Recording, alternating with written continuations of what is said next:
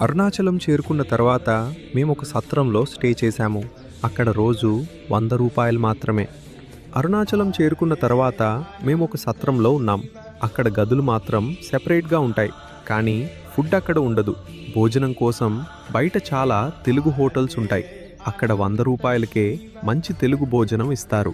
అలాగే స్వామివారి అన్నదానం కూడా అందుబాటులో ఉంటుంది. మేము స్నానం చేసి అరుణాచల గిరి ప్రదక్షిణ కూడా చేశాం. గిరి ప్రదక్షిణ చాలా ఆధ్యాత్మికంగా అనిపించింది. అరుణాచల గిరి చుట్టూ నడవడం నిజంగా చాలా పవిత్రమైన అనుభూతి. ఆ తర్వాత మేము అరుణాచలేశ్వర స్వామి దర్శనం కోసం వెళ్ళినప్పుడు ఆ రోజు హోలీ పండుగ కావడంతో చాలా ఎక్కువగా జనాలు వచ్చారు. దర్శనం కోసం పెద్ద లైన్ ఉంది. దాదాపు 2 గంటల పాటు లైన్లో నిలబడి చివరికి స్వామివారి దర్శనం చేసుకున్నాం. ఆ అనుభవం నిజంగా చాలా పవిత్రంగా అనిపించింది.